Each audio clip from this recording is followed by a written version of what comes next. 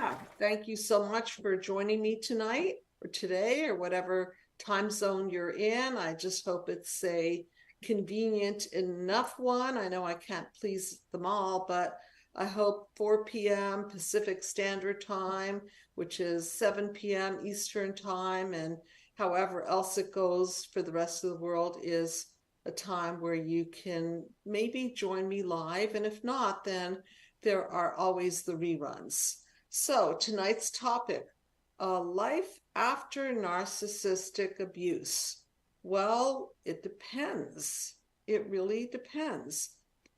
If you didn't learn anything after narcissistic abuse, if you didn't do anything to check in with yourself and figure out what were your vulnerabilities that got you involved in the first place, I'm afraid to say that life after narcissistic abuse is just a waiting zone for more narcissistic abuse. So when shall we learn? Remember that song, when will they ever learn? When will they ever learn? Well, we don't learn sometimes by mistakes because unconscious mistakes are difficult to learn from because they're unconscious, right? So how can we learn something from our unconscious when we're not conscious about it?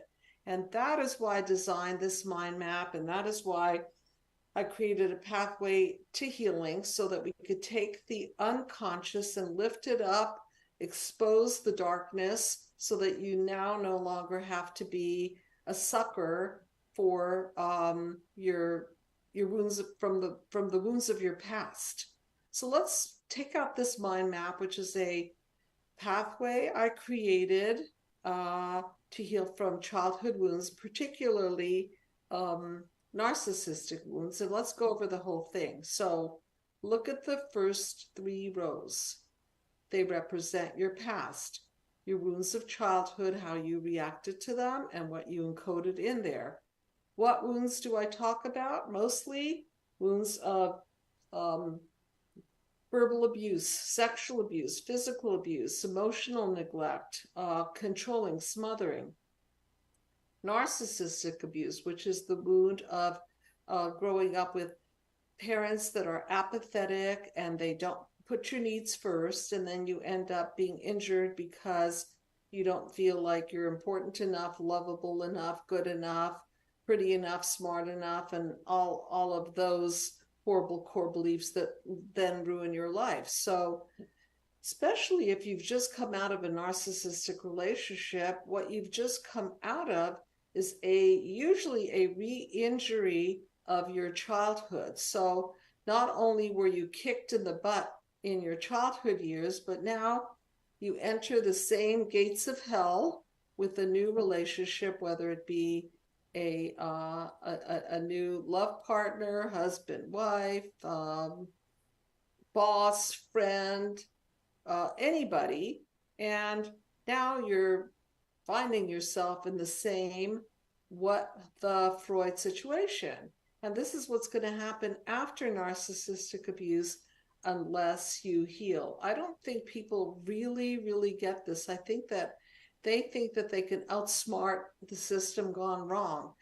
However, the system gone wrong is not what's out there. It's really what's in there that's attracting this kind of what the Freud situation, the repeat of pairing yourself with people who just don't have empathy, the repeat of pairing yourself with people who take advantage of your vulnerabilities, pairing yourself with people who just don't seem to want to add value to the relationship because in essence they're there to vampire you financially, vampire you sexually, vampire you emotionally, vampire your creativity. However they can take, that's what they like to do. And so life after a narcissistic relationship can be more of the same. And so I suggest that you don't wait for your next situation that you go inward instead of going outward for new people and new relationships. You go inward and heal the hole in your soul so that you close up the vulnerabilities, that you become conscious of why you pick who you pick, and you go really deep into a journey. So I'm going to continue along this yellow brick road of what I created here, the journey through the mind map. It's a from, through, to journey from the wounds of childhood, how you reacted, what you encoded there, and through dismantling this whole, what I call system gone wrong. So we track the chaos of what happened. We track all your defense mechanisms, including your people-pleasing defense mechanisms, which is a very common defense mechanisms empaths and vulnerable people use to try very hard to please even harder so that this kind of treatment won't happen to them. The problem is that if you try harder to please harder, you are attracting the people that want to be pleased, but may not be capable of pleasing themselves. So to hear how this is very infectious and circular and very destructive to your psyche, and everyone, this is a call-in show. So I invite you to call in, and I want you to have a better life after narcissistic abuse. It's just that I've seen for too many years with too many people that it doesn't get better until you get better. So there's no life after narcissistic abuse. Well, what are you doing internally? What are you doing to grow? What are you doing to heal yourself and wake up the shadows that obscure your vision of who you're picking and how you're picking and why you're picking? This is really the stuff that has to be addressed. So I hope to get some call-ins tonight. It's always more interesting to talk about who done it, what happened, why we're in the spin cycle, why we can't get out of what I call this double dungeon of darkness where you can't really get out because it's dark in there. Nobody to turn to because, in a sense, people get psychologically blinded. And what do when they're blind? They get back on the same track, no growth, no progress, same old, and just back into the system gone wrong. And that's why I describe panels 4, 5, 6 as the what the Freud. So if you could look at panel number 4, 5, 6, you'll see lots of chaos, you'll see lots of defenses, and then ultimately a breakdown. So the chaos, as you can see from the picture, which is worth 1,000 words in my opinion, the DNA strands, which is the family bonds, are broken, trust is broken, there's no direction, there's no north, south, east, west, everyone is just hurling into the ozone, there's a toxic environment in the background. The DNA structure is non-structured, so chaos, not structured. And then when we're in chaos, what we want to do is we want to defend against the chaos. So we create defense mechanisms. What are these defense mechanisms? Various ways to numb the pain, smoking, drugs, alcohol, overeating, sleeping, avoiding, playing on video games, anything, porn, anything to avoid the pain.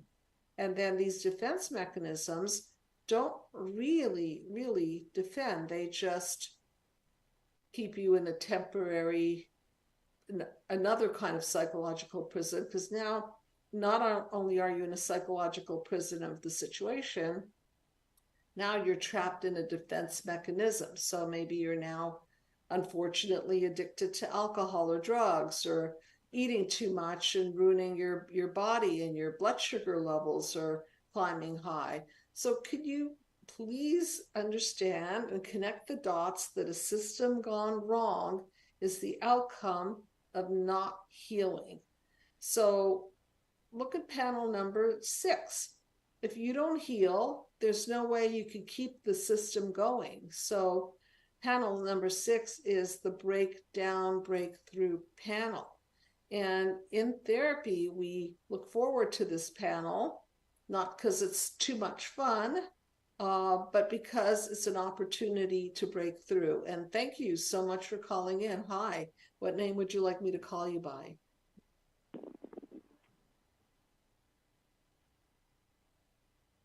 Hello? I think we have a call in. Yes? Hello? Yeah, hi. Hello. And who am I talking to, please? Dale from Washington. Hey, how you doing? Hello. Hi, Dale. Can you hear me? We've got a bad connection. Can I call back? Yeah, call back. Absolutely. Dale is somebody that I've been talking to over the years, and I really appreciate his comments and insights. So I'll wait for Dale to call back, and please pay particular attention to his experience with his own healing journey, because he truly is a great role model for somebody who has done the work and did not allow for the infectious past to infect his phase 2 of his life. So hopefully, Dale, you'll be calling back, and let's pray for a better connection here, okay? Yeah, it's working now. Oh, awesome. Dale, are you there? Yes, I am. Okay, so how are you doing? I'm doing good. Life after narcissistic abuse, my main narcissist is no longer living, and but his legacy lives on through siblings, competitive siblings and sibling rivalry and sibling antagonism and golden child people, and it's just the chaos just keeps going, and it's never going away. It's gotten to the point where people aren't talking to each other, and it was funny. The narcissist said before they passed, "Well, you guys can all fight it out." Wow. and, Speaking of dropping I've heard that the dirty laundry into everybody's lap, right? You guys handle it. Bye. Yeah, well, and the flying monkeys are carrying on the tirade, and it's just a never-ending, and the only way you can get away from it is just to leave it. So is this a parent of yours that passed? Yes, and I just think that the seeds were planted, and the same children that were defending the parent through all of their shenanigans and all of their problems, were the ones that had no empathy. I mean, they developed into pretty much narcissist number 2 and 3, and always came to narcissist number 1's defense on every level.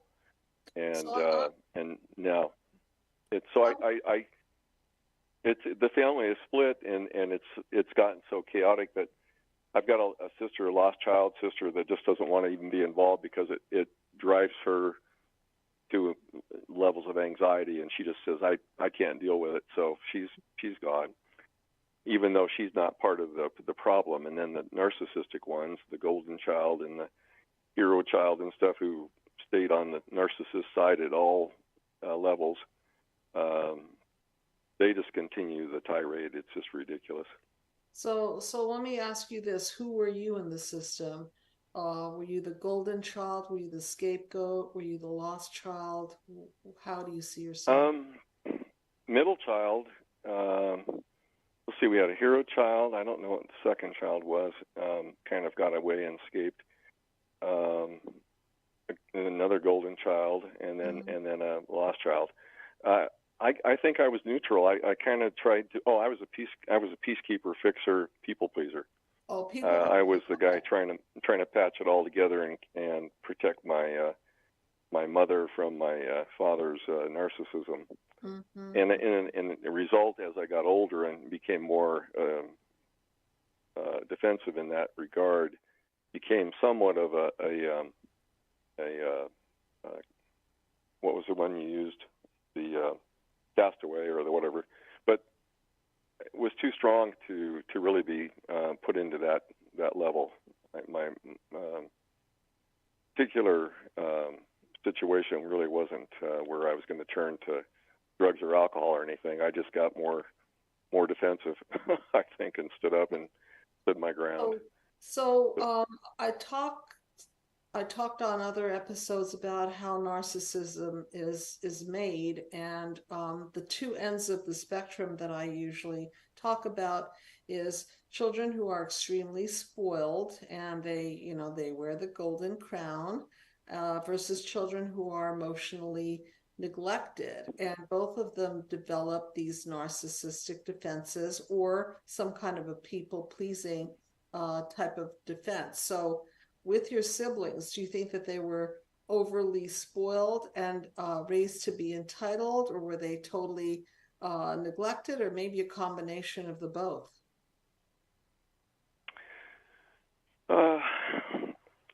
With so many siblings, there's definitely a golden child who was spoiled completely, and being young was somewhat neglected because of where things were in life.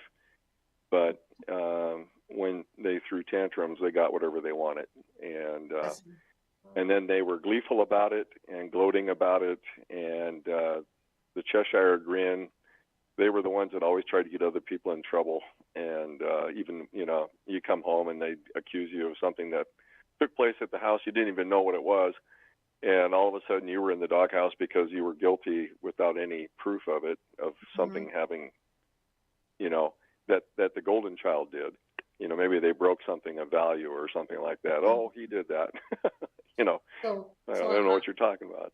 So I'm sure you notice that they're only golden when they're pleasing the parent, and then they lose the crown and the throne when they're not in service of their narcissistic parent. I'm sure you noticed that system in your family. Well, they went full-blown narcissists. They're on multiple marriages by now. I mean, it's to sit back and understand what's happening. I didn't understand at the time. I didn't know anything about this, but now that I've learned it all, and I can sit back and observe and think back through history and then look through today, it's an interesting science. I mean, it's just I'm thankful to have learned what I've learned and been able to get beyond it and separate myself from it, because up till I did that, I couldn't separate myself from it. I was always trying to figure out, why is this such a chaotic situation and why does it have to be? And I never could understand it, but once I understand the science of what these dysfunctional families are, it made sense. It didn't take away the past hurt and all the pain and all the suffering that we went through, but it made sense, and it allowed you to get your power back to just move on and separate yourself from that. And that's what I'm thankful for. When did you stop trying to fix things? Oh, I think when the light went off, when the aha moment came in, and you realized you can't fix it, that these people aren't going to change, that they're totally oblivious to everybody else's feelings. They feel superior. They feel entitled. They feel that you're never going to measure up to their level of whatever they're putting themselves at. And they take glee and pride in making others feel bad. And when you understand that's their situation, you just step aside and let them have their... And then, of course, they try to bring you back in, and they don't understand. And then as you confront them with reality, then all of a sudden it's the demean, devalue, and destroy, which, fine, go for it. Right. And it didn't matter to me because I already had a good life outside of that, and thankfully I don't need those people now. I think a lot of people who might still be dependent in some level of housing or finance or who knows? There might be some other siblings that they're trying to protect or something. That's a tougher situation, and I was in an advanced stage where I didn't have that situation. So you didn't have that many strings attached. It's not like you needed your inheritance necessarily, or there was nothing particularly that was so important to you that you couldn't step out of the system. Is that correct? Right. And I see that as an advantage, and I'm thankful that I had that. But I do know that there are those who say it's not easy, and I understand. Because when I was younger, and I was still in that situation where I was dependent upon that system, that dysfunctional system, you're walking on eggshells, and you're taking it easy everywhere you go. And that's where I think I tried to become the peacekeeper and became hypervigilant, because you're always trying to put out fires before they start. You're always trying to intercede before things escalate. And unfortunately, you carry that over to everything in your life. You do it outside of that family. Now you're doing it at work. You're doing it in your sports leagues. You're doing it with your neighborhood. You're doing it in your new family with your new spouse. And you don't understand why you're doing it, but that's how you were programmed. Well, while you were calling me back, I told the audience to please listen up, because you're an example of life after narcissistic abuse gone right.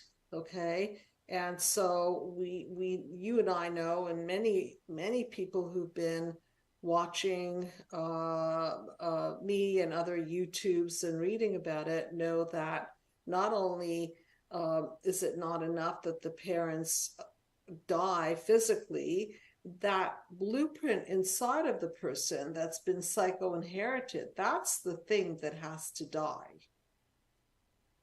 Because, it does. I mean, it was 10 years after the death that I was still going through all the agony and all the problems, because the dysfunctional family continued on, and I didn't understand it. I think it was about 2017, 18 that I listened to one of your shows, and I was listening to other programs, and I had to, because I think a friend of mine was a counselor, and I was dealing with a legal matter on a feuding family situation, not me, but it was another family member and a neighbor, and it was a regular 𝗦𝗫𝗏𝗡 thing, and I said, I don't understand anything what's going on, and she said, read this, and it was the definition of an narcissist, or even higher, with sociopath, psychopath, that type of thing.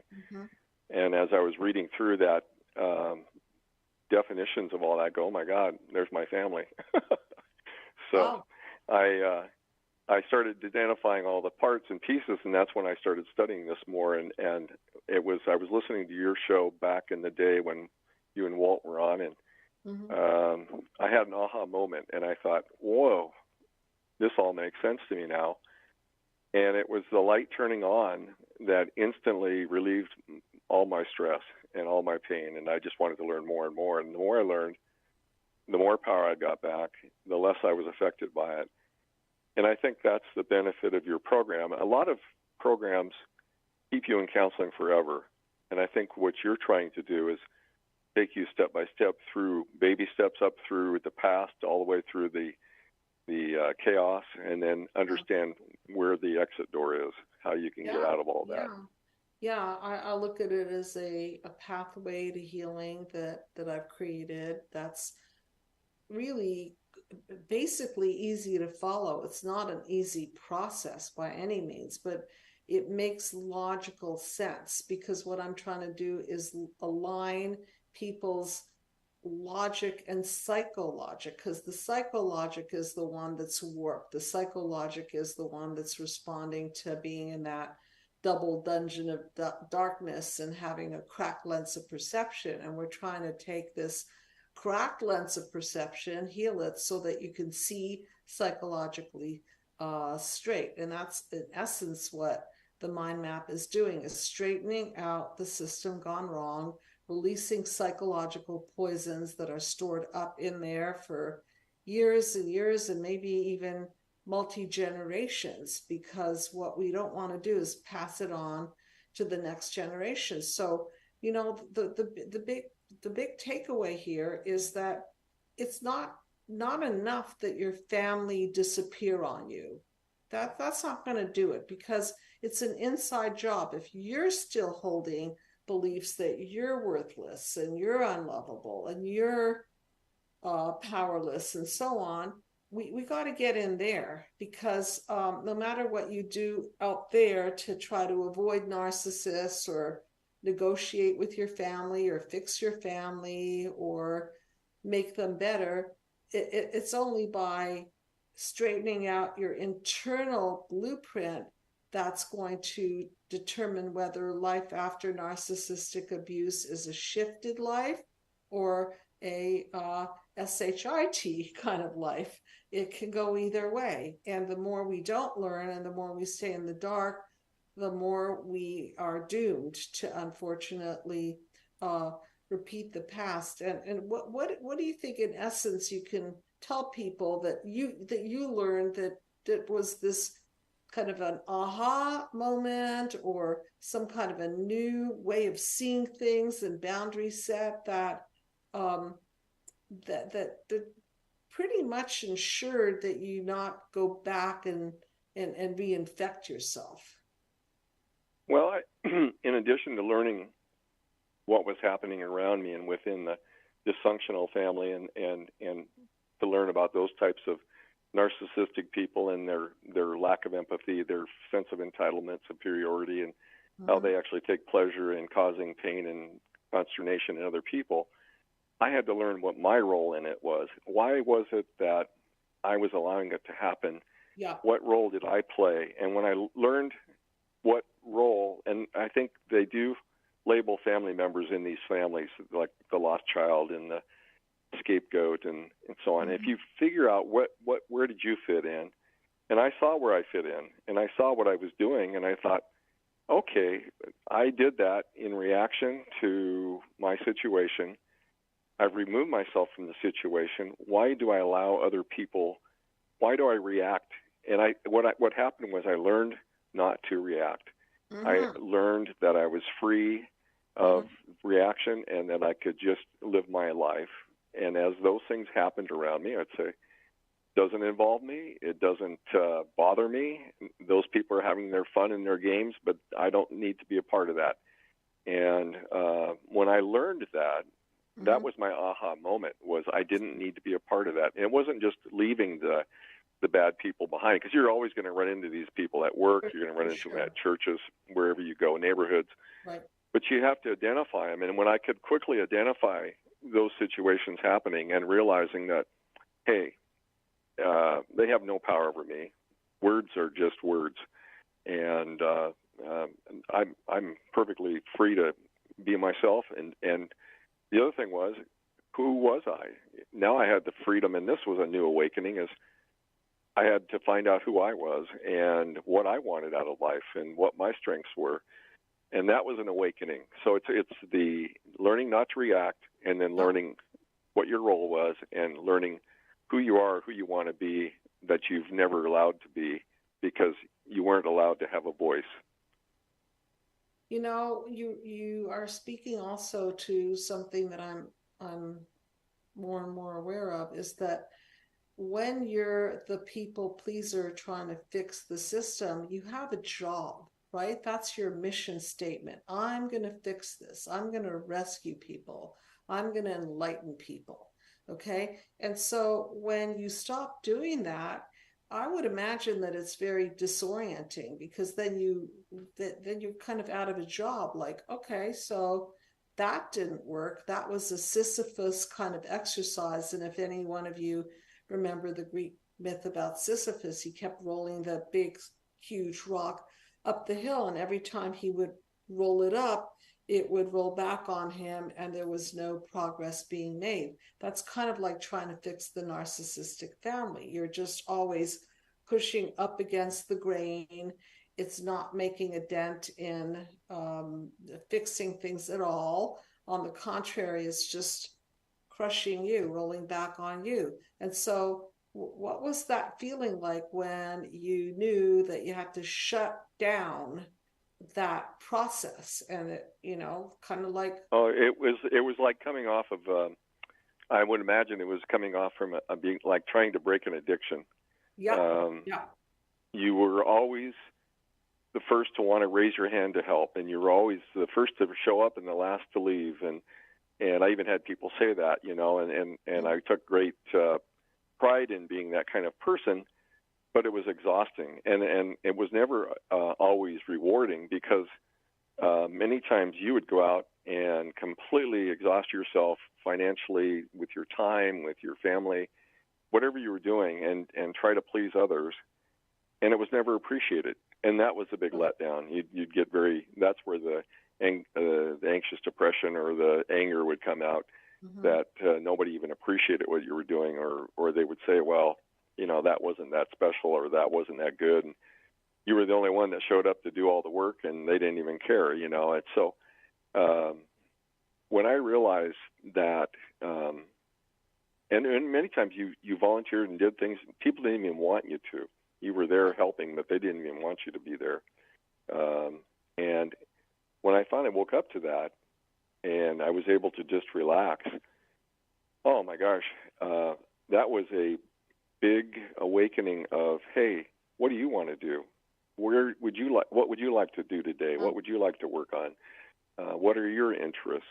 And there's a group that needs help down there, but that's their business. Let them handle it. Let's think about what you want to do.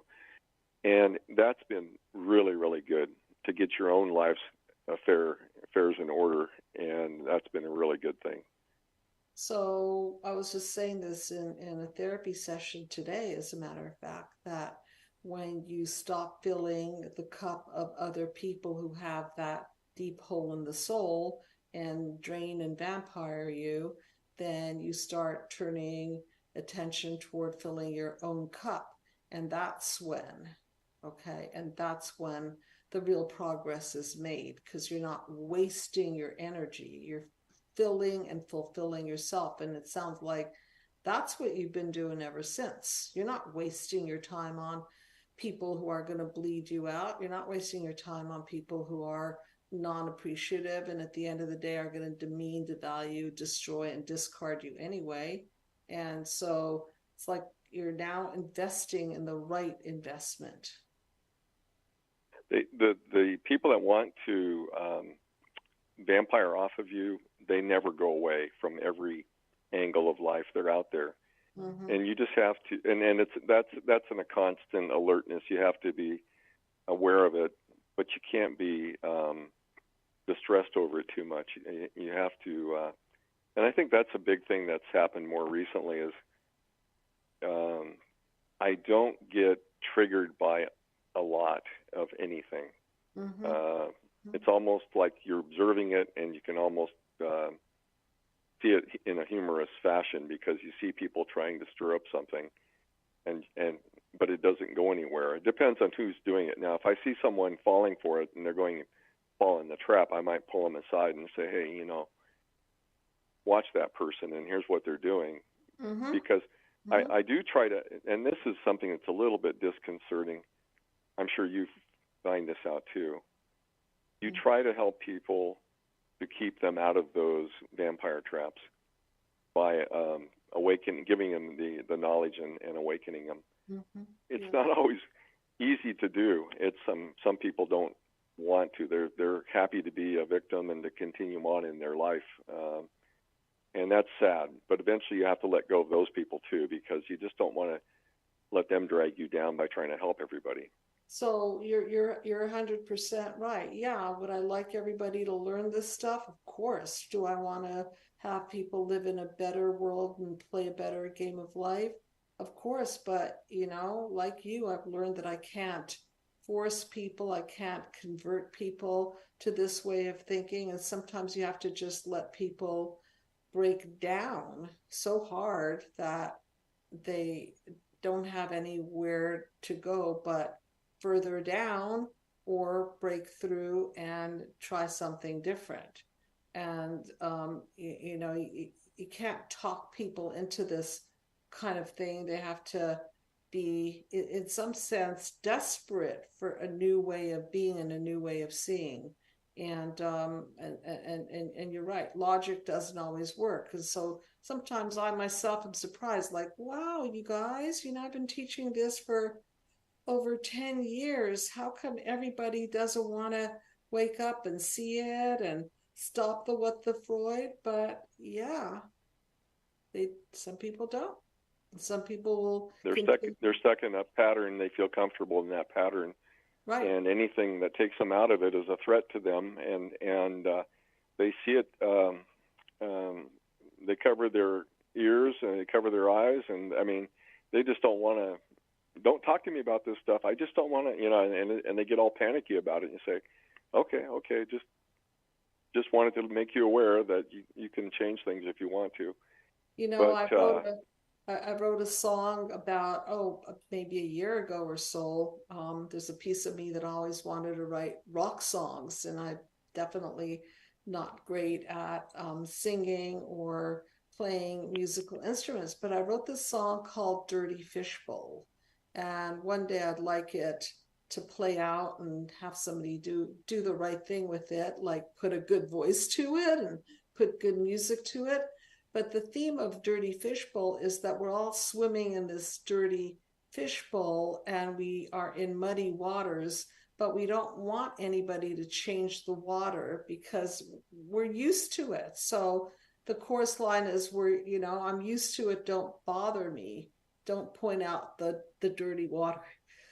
Sorry, I'm going to sneeze, maybe because I'm talking about polluted waters or something. But I think you get the theme that we're in this dirty fishbowl. We don't want it disrupted. It's our home. Don't bother me. Just let me swim around it. Let me be free. It's just that it's not free. It's not free because we're inhaling all the toxicity. So you're right. People, that's why panel 6, break down, break through. Oftentimes people come to see me when they're breaking down. And, that's a serious place to be in life. You're getting a divorce, or your health is caving in on you, or you're being fired, or you're so depressed and suicidal, or you're so angry that you can't live in your own skin. And I think that's the system's way of alarming you that the system has come to a dead halt. There's no more leeway. When you're in breakdown, there's no place to go. And that's why they call bottoming out in the alcoholic community. You bottom out because you're at the bottom. You're either on your way to the hospital, or you've now become homeless and nobody wants to talk to you. That's the bottom out. And everybody has to either be proactive and intercept the big bottom out and maybe come see me when they're in chaos, okay? Or even better, use the mind map to prevent catastrophe. But people don't use the mind map usually to prevent catastrophe. I don't get many people coming and saying, I just want to have a really great life, and I do have a great life. I just want to make sure that nothing goes off track, and so help me make sure I keep things on track. That's not usually why people come to see me. They come to see me because they are breaking down. We don't have to wait for that. And I think too, people that think they have a great life really tell themselves that, but if they are at any point in their relationships having to walk around on eggshells, having to change their viewpoints or their thoughts on matters when discussions are held to keep the peace, or there's inner stresses and unspoken words and hidden glances and everybody, be quiet, such and such is coming home, let's make sure that they don't get upset. If you're experiencing that, you don't have a great life. Don't kid yourself. That's not. And what I'm saying is that I bought your book and I was reading it, and I thought, okay, how do I apply it? And every paragraph I'd say, okay, that's this person, and I'd write that guy's name on the side, and that's this person. And I have that book written. I wrote down so many places. I ran out of blank spaces on the book to write the connections on every paragraph. And then, of course, my name was all over the book too. But it helped me understand what was going on. And so even though you might think you have a great life, maybe your image is out there. And, of course, that's the other thing of a dysfunctional family. We were a big image family. You know, you don't want to air any of that out in public. You're at your best, you know, top of the class, the best-looking yard in the neighborhood, that kind of stuff, you know. Everybody wants to be better than everybody else, but that's not always happiness. That's not being genuine and real and authentic. It's stressful in its own right just to do that phony BS and not just sit down and get to know people as people. So you're saying the great life that on the surface appears as if it's a great life, underneath it all may not be a great life if you're walking on eggshells and doing all this people pleasing and PR for yourself to keep the image going. That's not a great life. It's because it's not authentic. I see people living that life of, you know, they've got the best car and the best boat, and they've got the best house, and they've got the best clothes, and they go to the best clubs, and they eat at the nicest restaurants. And are you happy? You know, I mean, really, you know, they're on a treadmill trying to prove to themselves they're happy, but they're not happy. And I see people with nothing who are totally and completely authentic with themselves and in full joy and at peace, and have wonderful conversations with their loved ones and share moments that'll never require anything as far as impressing anybody. And to me, that's what I've discovered is happiness, and it's calmness, and it's just relaxation. And there's so much out there to enjoy. What a rich life it is without all of the it is. It's a really very rich life without having to be rich. And I think that's the falseness in a lot of our society is that it takes being rich to be happy. It doesn't. If you can find who you are authentically and not fall into the trap of trying to please others and trying to impress others, you're not going to ever be happy, because you'll never, ever succeed. And there's too much competition, and it's all wasted time and effort. And you have such a good point that a rich life full of objects, I mean, that's nice. I like a nice home. I like a nice car. I like nice things. It's just that a rich life doesn't necessarily mean a meaningful life. Okay. And so for me, there's nothing richer than a meaningful life where I get to have impact on people's lives, whoever wants to be impacted by what I have to teach.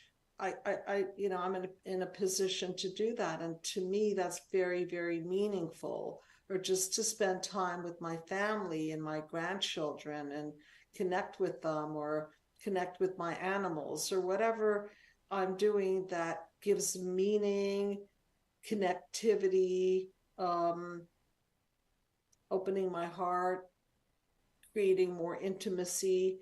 I don't think we've been really educated on the value of that, because we've been swayed to think that a good life is a rich life full of objects that are fancy and rich looking. Those are nice. It's just that doesn't give you meaning, and without meaning, it's empty. And the other thing is that people, and it's easy enough to approach an older person who's been on that treadmill of chasing success and trying to put that false public image out there. And you read about it all the time. The old wealthy individual who dies alone with no family, no friends, no happiness. Yeah. And they look back and they were unhappy their whole life. They never found what they were looking for. And then there's the person that didn't have anything, and they are surrounded by family and friends and love right up to the very end of their days. And people don't realize how short life is. It just is short. And once you get off that treadmill of trying to impress others and to be something you're not, you'll start slowing life down, and you'll start smelling the roses and the coffee and seeing the sunsets and listening to the rushing waters and the streams and the waterfalls and taking some hikes and seeing nature. It just is an awakening that you don't get when you're playing a false image in a false image family and a dysfunctional family, because they don't want that. They don't want realism. They don't want authentic people around them, because it threatens them. They don't know how to handle authentic people. Well, again, I talk about power and control versus love and intimacy. It's easy to power and control over things, right? If you don't have connection, then things might, to a certain degree, act as if they're filling a hole in your soul. It's just that they're really not. And it's apples and oranges. So your beautiful things are beautiful things. Nothing wrong with beautiful things. It's just that don't expect your things to connect you. Don't expect your things to fulfill you unless you're sharing your things with other human beings. If you've got a nice home and you're sitting there without inviting people into your home, well, what's that for?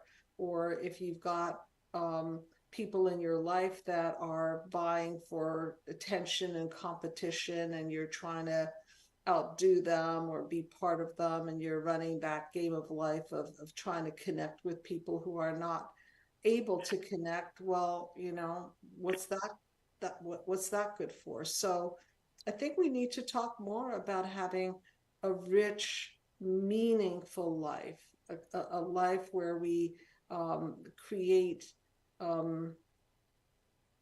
connections with authenticity, beings, right? That are, panel 7, that's my dream. Panel 7, synergy. 1 + 1 is greater than 3. Having conversations that are generative, being with people who are adding to your life, whether they're adding to your health or your intellectual development or your spiritual development or whatever it is. That that's where the true light is that we can't create light just in and of our own circle. We are wired to connect. We're interconnected, and that's why it's so important to pick people into your life who are true growth partners. And it sounds like you've done that. There was an analogy one time I heard at a seminar. A guy said, just imagine it's your last day on Earth. You're in a hospital bed. You've been told that you're probably going to not make the end of the day. Yeah. And he says, what are your thoughts going to be? Gee, I wish I'd have spent more hours at the office. Gee, I wish I'd have bought the nicer car I was looking at, or the bigger house, or I should have, invested my money more wisely. Or are you going to say, gee, I wish I'd have maybe made more friends. Maybe I wished I'd have spent more time with my kids, or I would spend more time with my wife. Yes. And had people here who really meant a lot to me. I think that really puts it right into perspective right there. Very, very much so. And that's accessible to everybody. So people don't have to sit there and say, when I have more money, or when I have more, whatever it is, it could be now. When you have more connection to people, when you learn to open your heart to the right kind of people, when you're able to take pleasure in bringing meaning to another human being's life, and not just people please somebody who's going to suck you dry, but somebody that's truly going to receive what you have to offer, and vice versa, that you're able to take what they have to offer and appreciate it.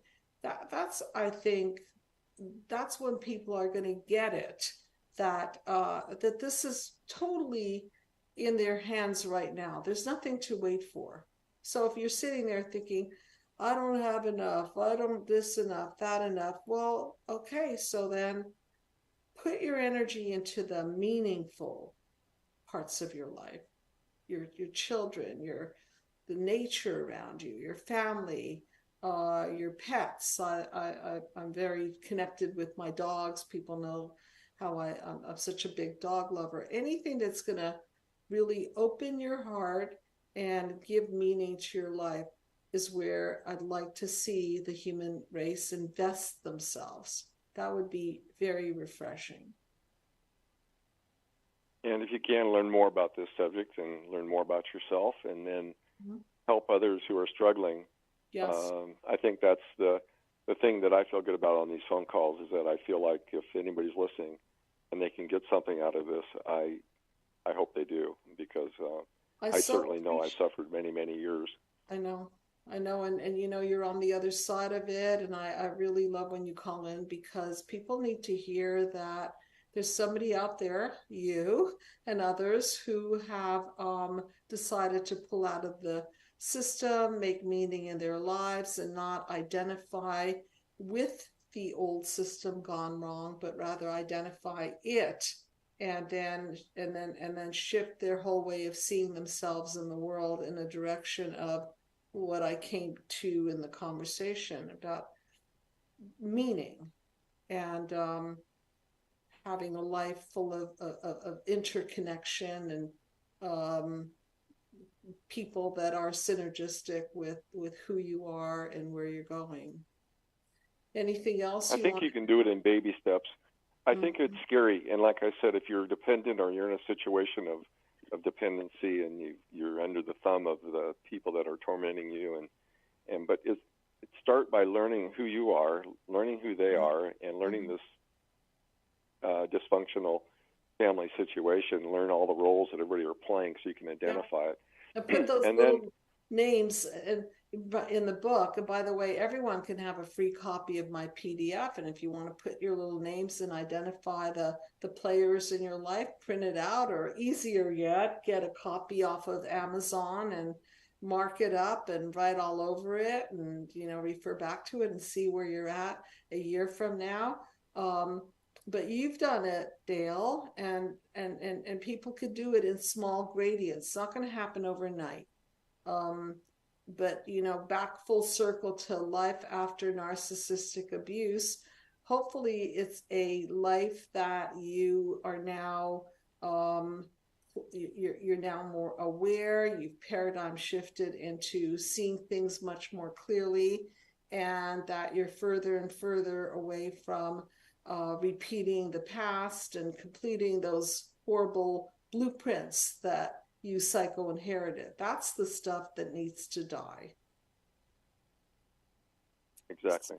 Yeah. So I just wanted to call, and the subject matter was life after, and life after is the good side. You want to get to the good side of it. Absolutely. It's after it's over, Yes. And the only way you can get it over is to take those baby steps and first learn who you are and what role you play and what your family's roles are. And like you said, get the book. That's what I did. I bought the book on Amazon, and I read it, and I read it, and I read it, and I kept reading every paragraph. I go, well, there's a new situation. I forgot about this, and I'd write that down. But that thing is, I must have 5,000 words in that thing. So. Wow. I'd love to see a copy of what you've written. You got me very curious, I want you to know. I thank you for calling in. I really appreciate your insights and being a role model, because people just have to have role models. Like anything in life, we need to know that there are people out there who have gone through this horrific abuse, narcissistic families, and finally have pulled out, and they've stopped doing what they're doing, and they're not engaging in toxic systems any longer. So I thank you for calling in, and time to time. We'll look forward to listening on the side. Thank you so much, Dale. Thank you. Take care. Are there any quick questions in the waiting room? Happy to answer one or so. There is a question. JB says, sure, I have a question. You don't know my story, but I literally trust no one 100% anymore. Is this repairable? Yeah. Okay, so look, when your parents fail you, profoundly fail you, and use you and use your vulnerabilities to benefit themselves and not you, trust is broken. And if you know, think about it this way, and I say this in the book, so please download a free copy, get it off of Amazon, whatever works for you. I agree with Dale. It's always nice to have a hard copy because you could write in there and highlight things and go back over it. The thing is that parents set the bar, and if they've broken trust, well, then why would you trust somebody else? Because your parents are supposed to be the people to have your back. They're supposed to be the people that you trust. They're supposed to be the gods in your world, the highest level of your world. And if they're not it, then who are you going to put in that position? So there goes everyone else. And through the therapy, you can start having insight into that and not take that low bar of who your parents were to you and project that onto the world. So for the person who asked that question, please feel free to check in, call me, and we can take that really low bar and raise the bar so that you're not living in this untrustworthy world, because that's not your fault and you did not create that. You were not the cause of breaking trust. Okay? And I'll let you ponder who was the cause. And again, I don't say the word fault because our parents were broken too and their parents were broken too, but somebody's got to be the first to break the multi-generational cycle of childhood wounds and narcissistic abuse. So let that be you, okay? Thank you, everybody, for calling. Dale, for calling in and your comments and questions, and I'll see you next week. Good night, everyone.